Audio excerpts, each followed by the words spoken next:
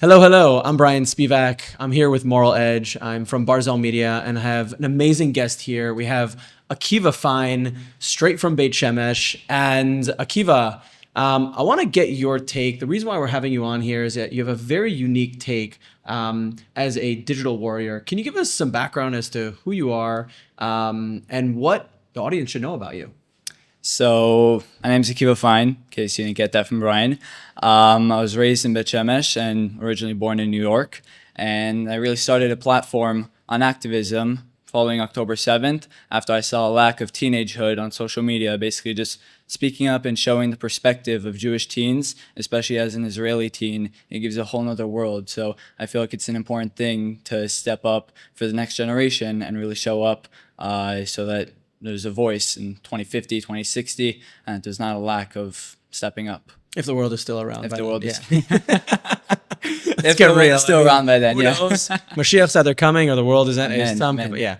But wait, how old are you? I'm 16. 16. My goodness. And Akiva, what inspired you to get into this?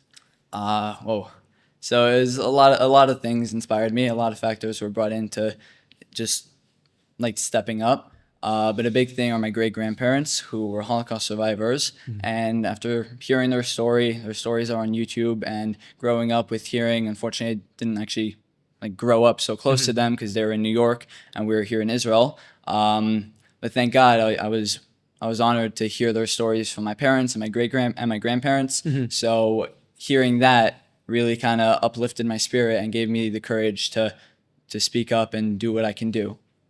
To what extent do you feel like you have this moral responsibility, being this, generational extension from your great grandparents?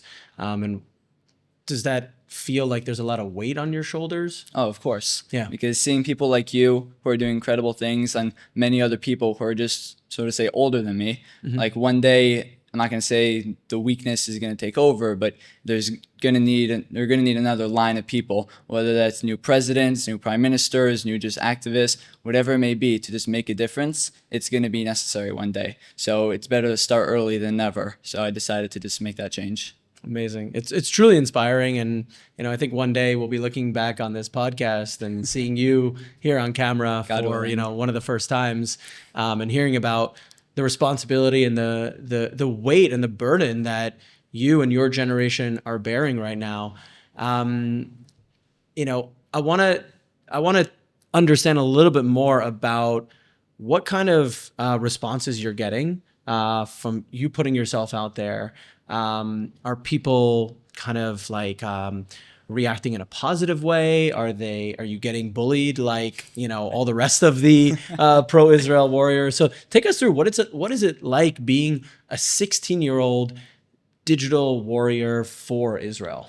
So thank God my comments are not actually filled with all the anti-Semitic hate. Then you're obviously not doing a good job.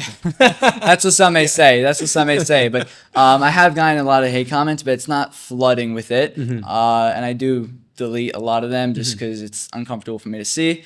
So although seeing the hate does give me the strength, it also gives me a lack of motivation because I just see a whole comment section filled with 100, 200, 300 comments of just people threatening me. But the majority of all that I'm getting is just positive stuff from people just inspiring me and showing that me speaking up as a young teen is really making an impact on the older people. And I've gotten thousands of comments of people telling me, 60, 70-year-olds telling me, I'm so proud that you're stepping up and that you're making a difference. And it makes me feel comfortable that the future is in good hands.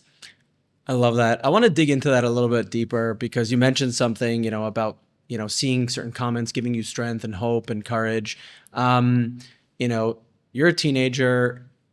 There's a lot of growth that's happening for you.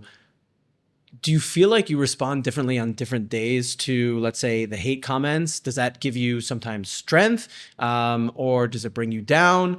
And then also vice versa, when you get the satisfaction of oh, you know what, I'm doing something great, maybe take it easy a little bit. So what really inspires you to, and maybe it's different on a day-to-day basis, what really inspires you to kind of push on through and to continue posting and to showing that courage and strength? So it really matters on the day because, and the whole situation in the world. Like, for example, this past week when Israel stepped up and we were attacking all the nuclear facilities in Iran, and then I was seeing my comments filled with people saying like free Iran as in the Islamic regime going against Israel. I would look at that and be like I wouldn't be scared. I wouldn't be stressed or anything. I was looking at that and be like, okay, we're beating you. Like, what's there about that? But then when there would be something tragic and then people would say the same thing, then I'm like, okay, this is a whole different story. But whenever there's positive comments, it always just gives me another boost of motivation, another boost of inspiration to just continue. Every single comment of love gives me that little boost of motivation. Amazing. You hear that, people? So make sure that you're commenting on Akiva's videos, showing strength, showing and love. Brian's, Yeah. and on Brian's. And on mine too. Sure, why not? Yeah. Let's talk about how we met, actually. Yeah, we were just an kind interesting of story. Yeah. Let's talk about that. Yeah. So yeah, how did we meet? Well, originally I saw Brian on Instagram. He came up on my Explore page, and it was a video of him explaining Barzel Media to the world. And I was like, oh, this is interesting. Maybe I can use its resources to help my social media platform. Maybe I can just connect with Brian and just, have a sort of friendship. And I don't know if I DM'd you or if I just spotted you and said hi or whatever it was, but we just clicked. Yeah, I think we were in touch over messaging somewhere on some platform. I don't remember, but probably. And then I think we were at Kosha Dill's had a show in Tel Aviv, and you just came over to me and you're like, oh, Akiva. I'm like, oh my God, you're a kid. That was an awesome You're night. a child. Yeah. And you were like 15. Every time I see you, you always mention how I'm young and everything. That event, everyone came up to me and they were always like, by the way, how old are you? And everyone was shocked when I said 16. And it was really shocking to see. Because, let's be real. You're here on a podcast. I called you last night and I said, hey, do you want to do this? You are very mature for your age. And that's, I think, one of the reasons why people are shocked and surprised by it. Speaking of maturity, how do you feel about the fact that, you are looking at what the IDF is doing? Most of us, we were talking about this before the show, most of us who are doing advocacy, most of the people who are in front of the camera are way beyond that age of having to go to the army. Some of them are activists in the army right now, but you have that ahead of you. How does that make you feel? It actually gives me a lot of pride that I started off so young and I'm continuing even after social media. I'll be taking that sort of break because I can't imagine I'll be so busy with social media when I do draft to the army, God willing, in 2 to 3 years. But my 3 brothers, I have 1 brother serving now, and then 2 of my other brothers who did serve. And seeing their service really did give me that sort of excitement to serve. And I'm just excited that I'm always going to have that something to do for my people. I know that when I draft, I'm going to be fighting physically for my people, online, social media, and any other way that I can. It just gives me that little light in me of like, oh, I will do something more. It's good. It's a good feeling. Inspiring. You really are inspiring. All right, Akiva, we're going to go a little deep here. I want to get a little spiritual with you. Can you tell me something that inspired you over the last year and a half, something that really sparked your spirituality, your emunah, your connection to God, either something that you've seen or experienced yourself? So fresh after October 7th, I was wearing the same pair of tzitzit for a good month or 2. I did not take it off. I was wearing the same one until my father told me that you don't really wear a tzitzit to sleep. Then I took it off when I was sleeping. And that you smell, yeah. So then I took it off for sleep. I still wore it throughout the day.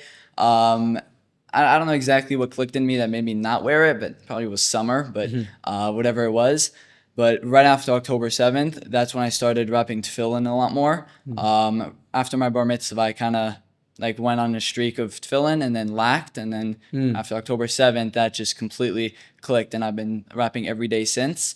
But one big thing that keeps on giving me that boost of okay, God is with us is when I look at the Torah every single week, I see something that resembles that week's events. Mm-hmm. I don't remember exactly what the pasuk was, but there was something last week that correlated with the whole Iranian thing and how a war will rise upon us and how we'll succeed with God's help. So really seeing that made a huge impact on my spirituality. And just throughout the past 2 years, it's just a cycle of just nonstop seeing Torah portions that relate to our day, or just getting inspiration from rabbis that I didn't even see with my own eyes. And then it just completely shifted my whole view on everything, and it really did impact my life in a very positive way.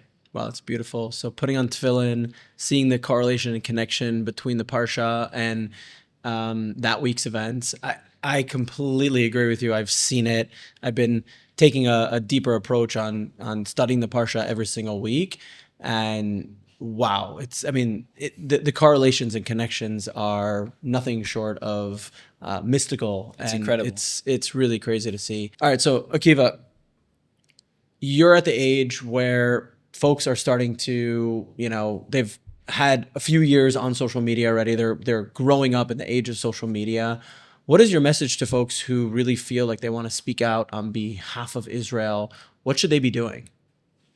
So if you don't necessarily want to be on a social media platform, the big thing that you can do is simply go to vigils, speak out at your local synagogue or whatever it may be. Just see if you can do literally anything. Participate in memorialias, whatever that, like, just to remember, basically. Just events that remember, and make sure to just speak out whenever you see any sort of anti-Semitism, because it's truly critical. You don't necessarily have to do it on the media.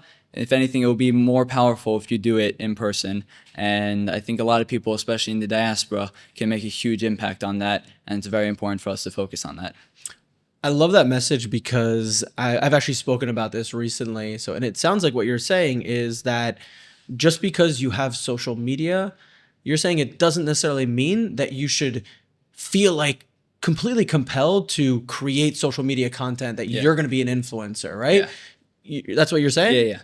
Yeah, I think there's so much more that you can do outside of social media. Yeah. Here in Israel, we're not experiencing anti-Semitism on the street, so we can't necessarily speak out in person against anti-Semitism. The most we can do is online, see what we can do. Mm-hmm. When in the streets, in the diaspora, you can do so much more in person without showing your face on the media.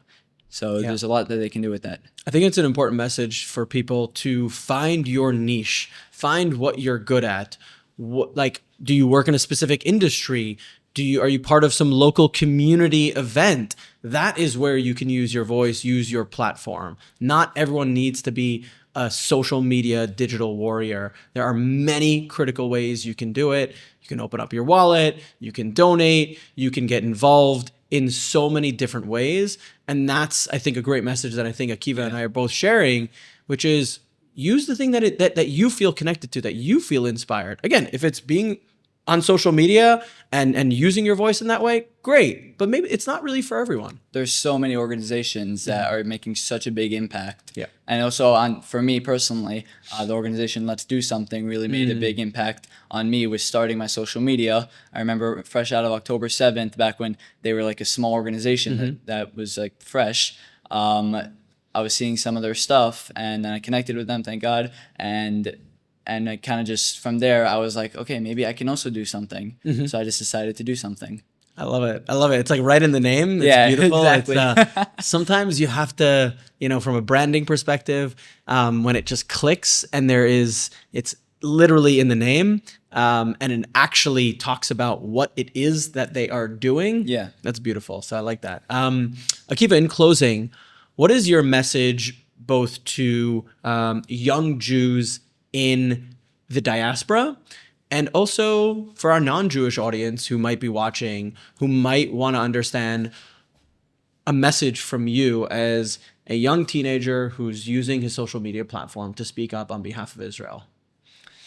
Get the mic closer here. To all the young Jews out there, like me, I'm speaking to you directly and saying that people in this world view us as the minority, so to say, in power. And they really underestimate our capabilities to make a change. And I truly believe that if we stand up and we show up to what we believe in, and we actually have the will to make a difference, we can do it no matter what anyone tells us. And if we just work together towards what we want to accomplish, we will accomplish it regardless of what the world tells us in any way. Wow. Powerful, powerful message. We have the power to make a difference. Ladies and gentlemen, if that wasn't inspiring enough, I mean, go follow Akiva, follow his work. Where can people find you? So mainly on Instagram, @Fein. That's pretty much the only place that I'm at. Beautiful. Akiva, thank you so much, man. Appreciate you.